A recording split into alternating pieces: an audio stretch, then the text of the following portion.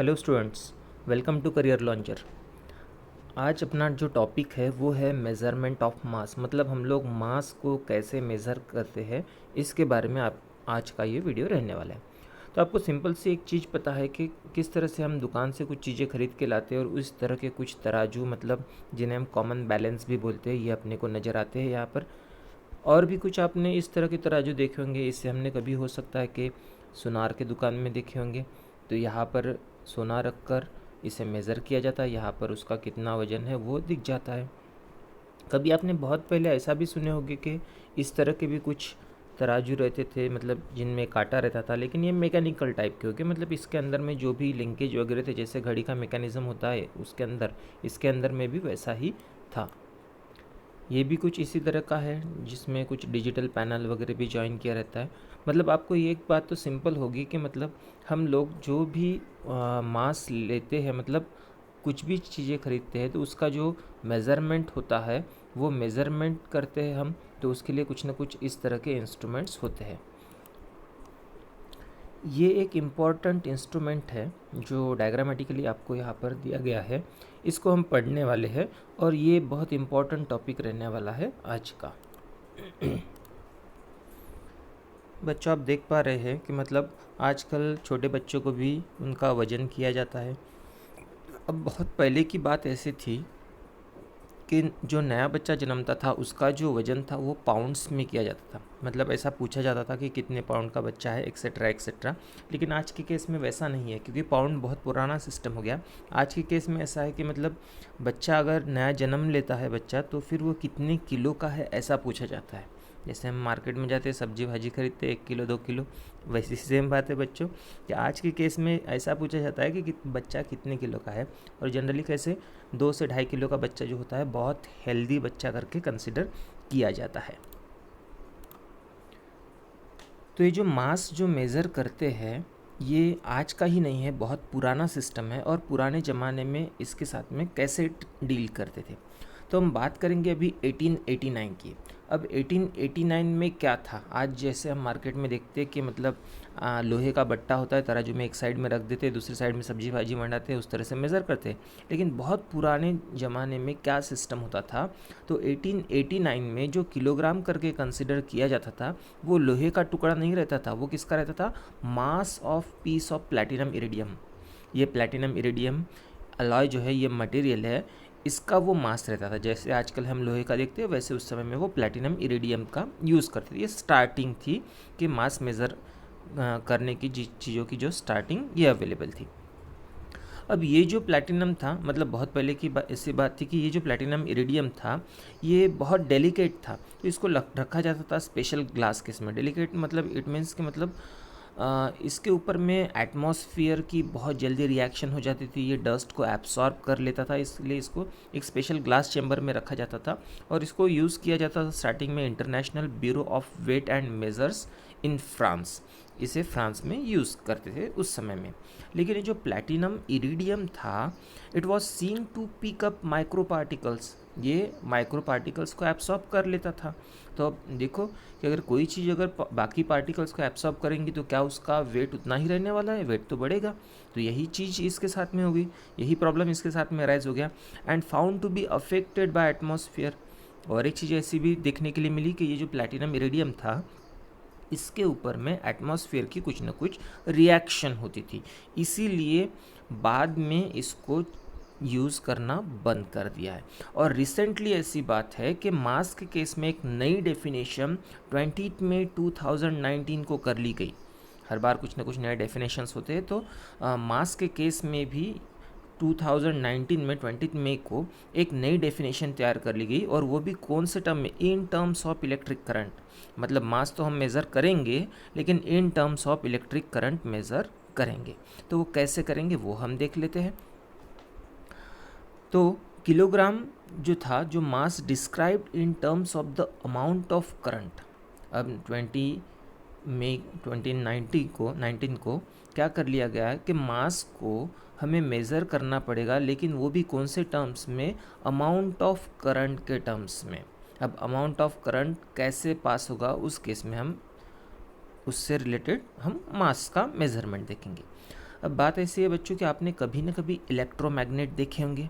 Electromagnet मतलब ऐसा कि जो नेचुरल मैग्नेट, अपने को पता है कि नेचुरल मैग्नेट लोहे की चीज़ों के आसपास रख देंगे तो उनके बीच में अट्रैक्शन होता है और चिपक जाते हैं। लेकिन इलेक्ट्रोमैग्नेट ऐसा होता है कि एक इलेक्ट्रिक वाइंडिंग होती है मेटल के ऊपर में, और उस वाइंडिंग से जब इलेक्ट्रिक करंट पास करते हैं तब वो मैग्नेट बन जाता है थोड़ी देर के लिए, टेम्पररी। कब तक? जब तक इलेक्ट्रिक करंट उसमें है तब तक। तो उस तरह का मैग्नेट कहलाता है इलेक्ट्रोमैग्नेट। तो उसी इलेक्ट्रोमैग्नेट के बेस पर किलो मतलब मास को मेज़रमेंट करने की डेफिनेशन बनाई गई है 20 में 2019 को। तो उसी को हम देखने वाले हैं। तो आप ये देख रहे हैं इस तरह का एक इलेक्ट्रोमैग्नेटिक बैलेंस यहाँ पर अवेलेबल है। ये कॉमन बैलेंस है, इधर में एक पलटी है, इधर में एक पलटी है। अब यहाँ पे सैंपल रखा गया, मतलब जिस चीज़ों का वेट करना है, मतलब वजन करना है, वो यहाँ पे रखा गया।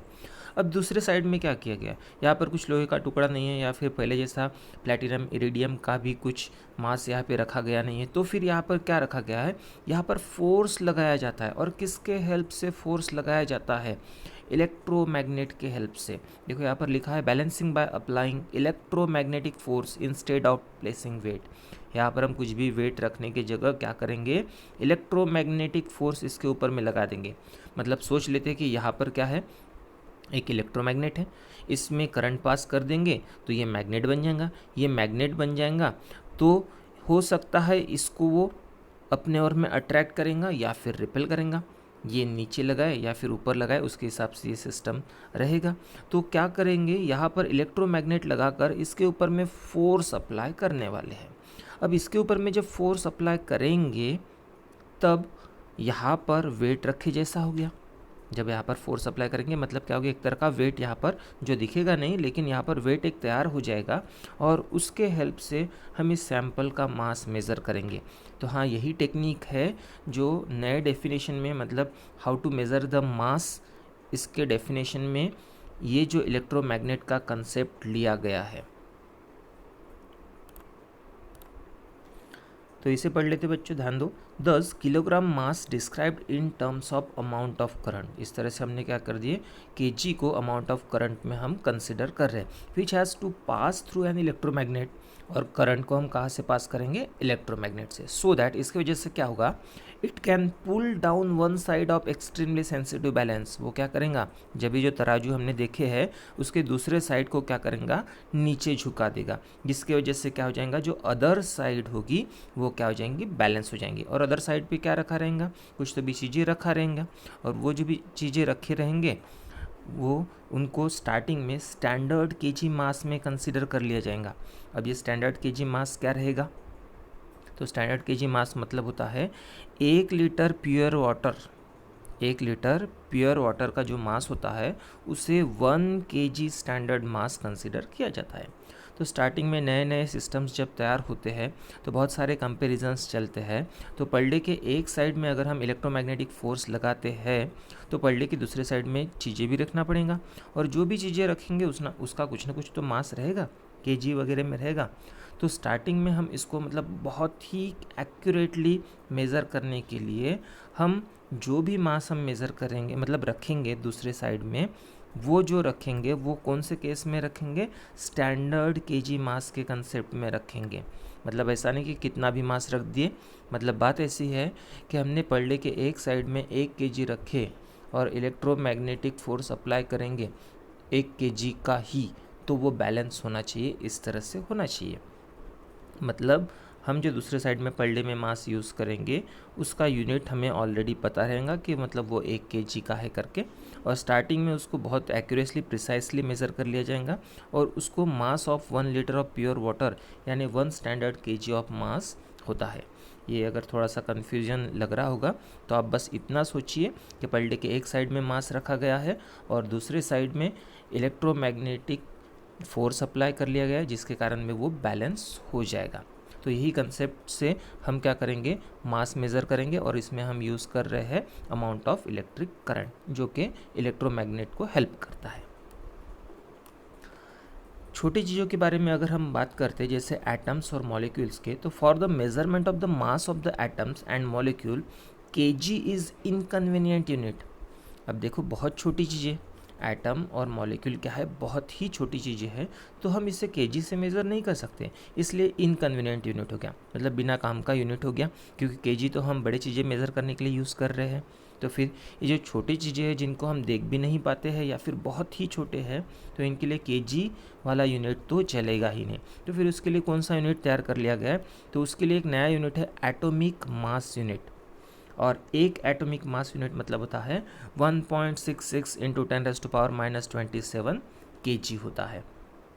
अब ये जब एटॉमिक मास यूनिट भी नया नया तैयार कर लिया गया, तो ये कौन से एलिमेंट को यूज़ करके किया गया है, तो यहाँ पर यूज़ किया गया है कार्बन, और वो जो कार्बन यूज़ किया गया है वो क्या है, C12। तो ऐसा स्टार्टिंग का एजम्पशंस था, जो कार्बन 12 था, कार्बन 12 का 1/12 ऑफ मास, कार्बन 12 का 1/12 ऑफ मास मतलब 1 एटॉमिक मास यूनिट होता है, और जो इक्वल टू होता है 1.66 इंटू 10⁻⁻27 kg। तो स्टार्टिंग में जब ये 1 एटॉमिक मास यूनिट तैयार कर लिया गया, मतलब 1 एटॉमिक मास यूनिट यानी इतना होता है, तो ये कंसेप्ट लेने के लिए स्टार्टिंग में बहुत सारे एक्सपेरिमेंट किए गए, और बहुत सारे एक्सपेरिमेंट के बाद में कार्बन को ही सिलेक्ट किया गया, क्योंकि कार्बन जो है, कार्बन का 1/12 ऑफ मास अगर हम कंसिडर करते हैं तो वो इसके बराबर हो रहा है। और कार्बन ही क्यों कंसिडर किए, क्योंकि बाकी जो है, जैसे फॉर एग्जांपल हाइड्रोजन बोलो या फिर ऑक्सीजन बोलो, ये क्या होते हैं, अलग अलग केस में वो अपने कुछ अलग अलग प्रॉपर्टीज शो करते हैं। मतलब hydrogen and oxygen exhibits various isotopes in higher proportions, तो अलग अलग केस में उनके प्रोपोर्शंस अलग अलग होते हैं। लेकिन कार्बन 12 के बारे में ये देखा गया कि कार्बन 12 हमेशा ही 98% का कार्बन लेके चलता है, मतलब बाकी के कंपेयर से कार्बन 12 को ही कंसिडर कर लिया गया, क्योंकि ये ज़्यादा एक्साइटेड नहीं होता और हमेशा ही इसके पास में 98% तक का कार्बन रहने वाला है, इसलिए कार्बन 12 को ही यूज़ कर लिया गया है। और कार्बन 12 के हेल्प से 1 एटॉमिक मास यूनिट कंसिडर कर लिया गया है, और वो कितना है 1.66 इंटू 10⁻⁻27। तो इस तरह से इस केस में मतलब हमने देख लिए है कि पुराने ज़माने में क्या होता था, प्लेटिनम इरिडियम के साथ में यूज़ करते थे, लेकिन वो बहुत ज़्यादा कंफर्टेबल नहीं था, क्योंकि वो डस्ट वगैरह एब्सॉर्ब कर लेता था और एटमॉस्फेयर का उसके ऊपर में इफ़ेक्ट होता था। तो इसलिए अभी के रिसेंटली केस में 2019 में क्या कर लिया गया है, मास मेजरमेंट टेक्निक की डेफिनेशन बनाकर उसको अमाउंट ऑफ इलेक्ट्रिक करंट में कंसिडर कर लिया गया, जो मैंने आपको इलेक्ट्रोमैग्नेटिक बैलेंस के केस में समझा दिया है। और जो बहुत छोटी चीज़ें होती है, जैसे मॉलिक्यूल्स के केस में, एटम्स वगैरह के केस में, तो वहाँ पर यूज़ कर लिया जाता है कौन सा यूनिट, एटॉमिक मास यूनिट। और एटॉमिक मास यूनिट जब डिस्क्राइब किया गया है उस समय में यूज़ कर लिया गया था कार्बन 12। और जब हम बात करेंगे बड़ी चीज़ें मेज़र करने की, अब बड़ी चीज़ें मतलब कैसा, जैसे अर्थ के बाहर में जितने भी प्लैनेट्स हैं, तो उनके प्लैनेट्स का वज़न कितना होगा, ऐसा भी अगर मेज़र करना है तो कैसे पॉसिबिलिटी बनती है। क्या ऐसे हो सकता है कि बहुत बड़ा तराजू हम बनाएंगे और उस तराजू में अगर हमने एक साइड में चांद को रख देंगे और दूसरी साइड में बहुत बड़ा बट्टा रख देंगे, तो फिर चांद का वज़न हमें फाइंड आउट होगा? क्या ऐसा हो सकता है? नहीं, ये हो ही नहीं सकता। तो उसके लिए भी कुछ अप्रोक्सीमेट मेथड्स है और कुछ फार्मूलेज है, उनके हेल्प से हम इसे फाइंड आउट कर सकते हैं। So large masses in the universe like planets, stars etcetera can be measured by Newton's law of gravitation. Newton's law of gravitation के हेल्प से हम किसी भी बड़े प्लैनेट का, मून का मास हम क्या कर सकते हैं, फाइंड आउट कर सकते हैं। तो बच्चों, आपको सामने ये जो रिलेशन दिख रहा है, ये मास इक्वल टू AR²/g, ये रिलेशन है न्यूटन्स लॉ ऑफ ग्रेविटेशन का ही एक डेरिवेशन है। फिलहाल हम इसी फॉर्मूले पर कॉन्सेंट्रेट करते हैं, डेरिवेशन को हम बाद में कभी पढ़ने वाले हैं। तो m क्या हो गया यहाँ पर, mass of the planet, a क्या हो गया, ग्रेविटेशनल एक्सेलरेशन, r क्या हो गया, distance between centre of two planet, मतलब हम अर्थ पर है और दूसरे किसी प्लेनेट के बारे में सोच रहे हैं, तो अर्थ और उस प्लेनेट के बीच का डिस्टेंस जो हमें पता होगा वो g क्या है, gravitational constant 6.67 10⁻⁻11 newton metre square पर kg स्क्वायर। तो ये जो फार्मूला यहाँ पर तैयार हो गया है, इसके हेल्प से हम मास ऑफ एनी प्लेनेट हम मेज़र कर सकते हैं। और ये फार्मूला कहाँ से डिराइव हो गया, यहाँ से। जब दो प्लैनेट से m1 m2 दो प्लैनेट का मास, जैसे ये एक अर्थ का मास हो गया और दूसरा प्लैनेट जिसका मास हमें मेज़र करना है वो हो गया, तो m1 m2 upon are square, are क्या हो गया, दोनों प्लैनेट के बीच का डिस्टेंस, और जी क्या हो गया, ग्रेविटेशनल कांस्टेंट हो गया। तो इस तरह से दोनों प्लैनेट के बीच में कितने का फोर्स लगता है, तो वो लगता है एफ। तो ये फार्मूला है न्यूटन्स लॉ ऑफ ग्रेविटेशन का, और इसी से डिराइव कर लिया गया है ये वाला फार्मूला, जिसके हेल्प से हम क्या फाइंड आउट कर सकते हैं, मास ऑफ एनी प्लैनेट। तो होप सो बच्चों आपको ये टॉपिक समझ में आ गया होगा। इससे रिलेटेड और कुछ न्यूमेरिकल्स रहेंगे, वो हम क्लास में करने वाले हैं। आज के लिए बस इतना ही रखते हैं।